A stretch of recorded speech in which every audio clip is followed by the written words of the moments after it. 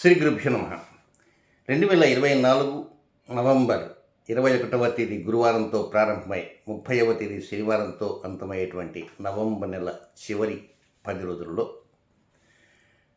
మేషరాశిలో జన్మించిన జాతకులకి ఫలితాలు, సూచనలు, సలహాలు క్లుప్తంగా రెండు పాయింట్లలో తెలియజేయబోతున్నాను. పాయింట్లు చూడటానికి రెండే, కానీ విశేషాలు మాత్రం ఎక్కువే ఉన్నాయని చెప్పుకోవచ్చు. కొంచెం లోతుగా ఆలోచన ఉంటూ చేయాలి.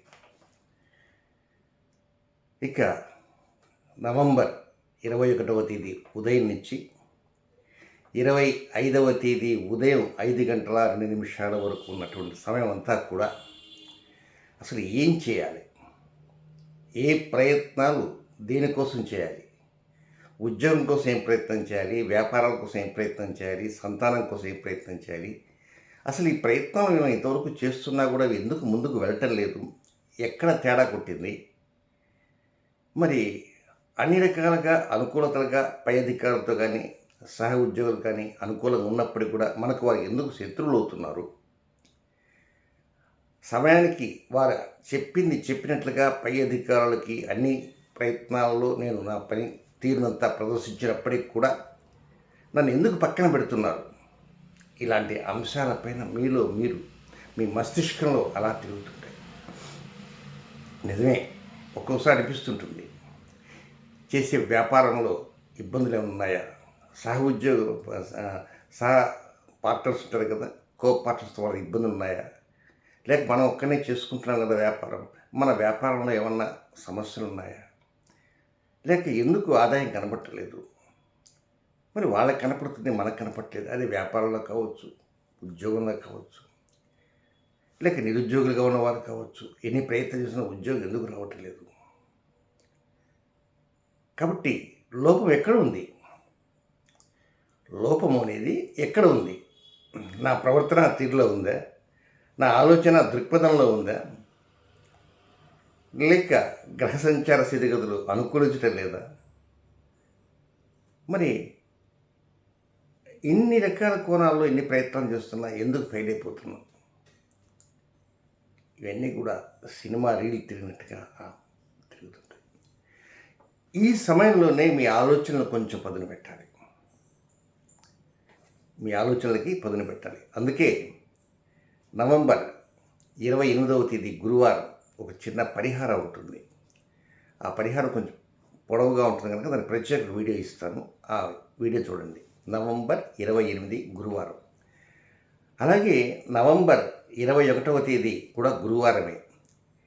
ఈ గురువారం పుష్యమి నక్షత్రం వచ్చింది, అంటే దాన్ని గురు పుష్య యోగము అంటారు. ఈ గురు పుష్యమి మధ్యాహ్నం 3 గంటల 35 నిమిషాల వరకు ఉంది 21వ తేదీ. ఒక వివాహ సంబంధమైనటువంటి అంశాలు తప్ప మిగిలినటువంటి ఎలాంటివైనా కొంత ప్రారంభం చేయడానికి అనుకూలంగా ఉంటుంది. అయితే ఇక్కడ మేషరాశి జాతకులకి ఒక చిన్న విషయం ఏంటంటే, ముఖ్యంగా భరణీ నక్షత్ర జాతకులకి ఆ సమయం అనుకూలంగా కాదని కూడా చెప్పబోతున్నాను. అయినప్పటికీ కూడా, అంటే క్రొత్త కార్యక్రమాలని ప్రారంభం చేయవద్దు అని వీడియో చివరిలో చెప్పబోతున్నా. కానీ ఇది గురుపుష్య యోగం కనుక తప్పకుండా ఆ సమయంలో మీరు క్రొత్త నిర్ణయాల వైపున మొగ్గు చూపవచ్చు. మళ్ళీ మీకు అనుమానం వస్తుంది, సిద్ధాంతి గారు చిట్ట చివరిలో చెప్పారు కదా, మరి ముందు కూడా ఇలా చెప్తున్నారే అనే అనుమానం రాకుండా ముందుగానే తెలియజేస్తున్నాను. ఇక దీంతోపాటు సంతాన అంశాలపైన కూడా, వివాహం అయిన వారు ఉండొచ్చు, వివాహం కాని వారు ఉండొచ్చు, చదువుకునే అమ్మాయిలు ఉండొచ్చు, అబ్బాయిలు ఉండొచ్చు, దోగాడే చిన్నారులు ఉండొచ్చు, ఎవరైనా సంతానం మీద కూడా కొంత మీ యొక్క అభిప్రాయాన్ని సరైన రీతిలో ఉంచుకోవాలి. అంటే ఇప్పటిదాకా మేము సరైన రీతిలో ఉంచుకోలేదా అండి అని మీరు అనుకోవచ్చు, ఉంచుకున్నారు, కానీ దానికంటే మెరుగ్గా మీరు కొత్త నిర్ణయాలతో ఉండాలి. ఏదైనా 28వ తేదీ గురువారం ఆ రోజున ఏం చేయాలో నేను సపరేట్ వీడియో అందిస్తాను. ఆ వీడియో ప్రకారంగా మంచి నిర్ణయాలు తీసుకోవడానికి మీరు ప్రయత్నం చేయండి. పై అధికారులతో ఇబ్బందులు ఉన్న అవి కొంచెం సమసిపోవాలా, సహ ఉద్యోగులతో ఇబ్బందులు ఉన్నా అవి కూడా సమసిపోవాలా, సంతానంతో ఇబ్బందులు ఉన్నా అవి కూడా సమసిపోవాలి. ఇవన్నీ ఒక్కోసారి మనసుకంతా కూడా ప్రాబ్లమాటిక్గా తయారవుతుంటాయి.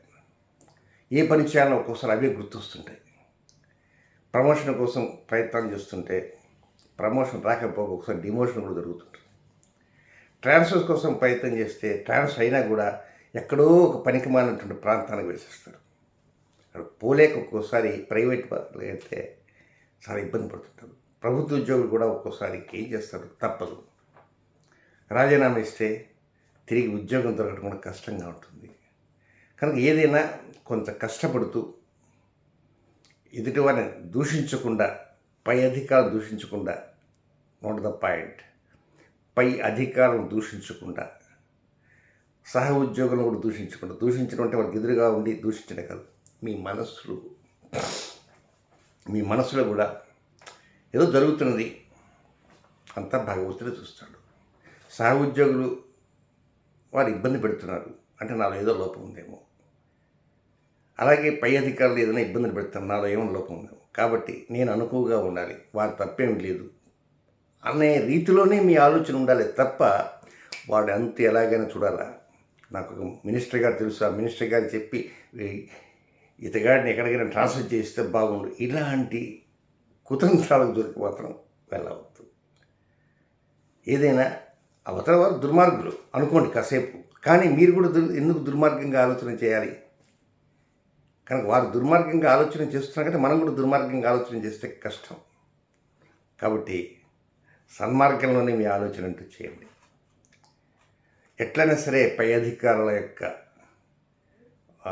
వాళ్ళ దగ్గర ఉన్నటువంటి స్థితిగతులు మనకు బాగా ఆపాదించేట్లుగా, వారిని మెప్పించే విధంగా, మనకు బాగా పేరు ప్రఖ్యాతులు వచ్చే విధంగా, వారిని ఏదో ప్రకారంగా ఫుల్గా సాటిస్ఫాక్షన్ చేసే విధంగా మనం ఏం చేస్తే బాగుంటుంది, దానికి మీరు ప్రయత్నం చేయండి. భగవంతుడి యొక్క ఆశీస్సులు కూడా తప్పకుండా వస్తాయి. 28వ తేదీ గురువారం నాడు ఒక చిన్న పరిహారం చెప్పబోతున్న సపరేట్ వీడియో, అది కూడా చూడటానికి ప్రయత్నం చేయండి. ఇక రెండవ పాయింట్, ఇది 25వ తేదీ ఉదయం 5:02 నుంచి 30వ తేదీ అర్ధరాత్రి వరకు ఉండేటువంటి సమయం. అయితే ఇది 80-20గా ఉంటుంది. 80-20 అంటే ఏమిటి? 80% ఫేవరబుల్గా ఉంటుంది, 20% మాత్రమే కొద్దిగా అనుకూలం కాకుండా ఉన్నట్లుగా అనిపిస్తుంది. ఏ అంశాలు? వివాహం కానటువంటి వారికి, ప్రేమికులుగా ఉండేవారికి, వ్యాపార భాగస్వాములకి, దంపతులకి, ఇలాంటి వారికి చక్కగా అనుకూలత ఉండే విధంగా ఉంటుంది. దీనికి తోడు ఏదైనా రుణభారం తగ్గించుకోవడానికి మార్గాలు, అనారోగ్యంగా ఉన్న వారికి ఏదో ఆశాజనకమైనటువంటి వార్తలు, కొంత శత్రువులపైన మనం ఏదో విజయం సాధిస్తున్నట్లుగా భావనలు, ఆ విధంగా కొంత మెరుగైనటువంటి పరిస్థితులు అంటూ కనబడుతుంటాయి. అది ఎప్పటి నుంచి? 25, 26, 27, 28, 29 5 రోజుల పాటు కనబడుతుంటాయి. ఈ 5 రోజులు 80%తో ముందుకు వెళ్తుంటారు. 6వ రోజు, దట్ ఈస్ 30th, ఆ 30వ తేదీ, ఆ రోజే శనివారం, ఆ రోజే కార్తీక అమావాస్య, ఆ రోజు మధ్యాహ్నం అనురాధ నక్షత్రం మధ్యాహ్నం 12:35 చూస్తుంది. అయితే అది 20% అనుకూలం కాదని చెప్పాను కదా, అందుకోసంగా 30వ తేదీ కొంచెం కామ్గా ఉండండి. ఎదుటివారు ఏదైనా రెచ్చిపోతున్నట్లుగా అనిపించింది అనుకోండి, వెంటనే మీరు సారీ చెప్పవలసి వస్తే సారీ చెప్పేసింది. వారు అడగకపోయినప్పటికి కూడా మీరు నా మీద ఎందుకు కోపంగా ఉన్నారని, నేను తప్పు చేశానా, ఇన్ కేస్ నేనేదో తప్పు చేస్తేనే మనస్ఫూర్తిగా క్షమాపణలు చెబుతానండి, ముందే మీరు వదిలేదండి, అవతల వాళ్ళు కామ్ అయిపోతారు. రెండవది 30వ తేదీ కొంచెం డ్రైవింగ్ని జాగ్రత్తగా చేయండి. 2 వీలర్ కావచ్చు, 4 వీలర్ కావచ్చు. 30వ తేదీ చేసిన ప్రోగ్రామ్స్ ఉంటాయి, దినచర్య ఉంటుంది. ఈ దినచర్యలో కూడా కొంచెం నెమ్మదిగా చేసుకుంటుండండి, హడావుడి ప్రయత్నం వద్దు. ముఖ్యంగా స్త్రీలు వంటగదిలో గ్యాస్ దగ్గర కొంచెం జాగ్రత్తగా ఉండాలి. కొంచెం ఒక్కోసారి ఆ కుక్కర్ పెట్టేస్తారు, అర్జెంటుగా ఫోన్ ఏదో వచ్చిందని మాట్లాడుతున్నాను అనుకుని దాన్ని పట్టి కూతలు కూసేస్తూ ఒకసారి పేలిపోయే అవకాశం ఉంటాయి. కొంచెం జాగ్రత్తగా ఉండాలి, ముఖ్యంగా స్త్రీలు. లేదండి మేము మా ఇంట్లో స్త్రీ లేరు నేనే వంట మీరైనా సరే అంటే సహజంగా వంట ఆడవాళ్ళు చేస్తుంటారు కదని స్త్రీలు అన్నాను. పురుషులు కూడా చేసేవారు ఉంటారు కదా, పురుషులైనా సరే ఈ మేషరాశిలో జన్మించిన జాతకులు. ఏది ఏమైనప్పటికీ కూడా 28వ తేదీ గురువారం, ఆ రోజు స్వాతి నక్షత్రం, ఆ రోజు మాత్రం తప్పకుండా నేను చెప్పే వీడియో వినడానికి ప్రయత్నించండి. చాలా సింపుల్ వీడియో, పెద్ద కష్టంగా ఉండదు. మీ యొక్క స్టామినాని డెవలప్ చేసుకోవాలి, భగవంతుని యొక్క అనుగ్రహం కూడా కావాలి, పెద్దల ఆశీస్సులు కూడా కావాలి. కనుక అది 28వ తేదీ ఒక చిన్నపాటి పరిహారం ఉంది, నేను తెలియజేస్తాను, వెంటనే అందిస్తాను, ఆలస్యం ఉండదు. ఈ రాశి ఫలితాల వీడియో కాగానే ఆ వీడియో ఇస్తాను, తప్పకుండా చూడటానికి ప్రయత్నించండి. నెక్స్ట్, ఇక ఈ నక్షత్రాల్లో ఏ నక్షత్రాలు, మేషరాశిలో జన్మించినటువంటి నక్షత్రాలు ఉన్నాయి కదా, అశ్విని నక్షత్రంలో జన్మించిన జాతకులకి వారికి 29వ తేదీ శుక్రవారం ఉదయం 10:18 నుంచి 30వ తేదీ శనివారం మధ్యాహ్నం 12:35 వరకు అనుకూలమైన సమయం కాదు. రొటీన్ కార్యక్రమం మాత్రం చక్కగా చేసుకోవచ్చు, ఇబ్బందికరం ఏమీ లేదు. నెక్స్ట్ నక్షత్రం భరణి నక్షత్రం. ఇందాక నేను చెప్పాను కదా, భరణి నక్షత్ర జాతకులు 21వ తేదీ సూర్యోదయం నుంచి 21వ తేదీ మధ్యాహ్నం 3:30 వరకు, అంటే ఆ పుష్యమి నక్షత్రం వెళ్ళిపోయేంత వరకు, సూర్యోదయం నుంచి మధ్యాహ్నం 3:35 వరకు అది అనుకూలమైన సమయం కాదు. అలాగే తిరిగి 30వ తేదీ మధ్యాహ్నం 12:35 నుంచి అర్ధరాత్రి వరకు కూడా అనుకూలమైన కాలం కాదు. అంటే ఈ 10 రోజుల్లో 2 సార్లు, మొదట సమయం ఒక దాదాపు 9 గంటల ఉంది, రెండవది మధ్యాహ్నం నుంచి అర్ధరాత్రి వరకు.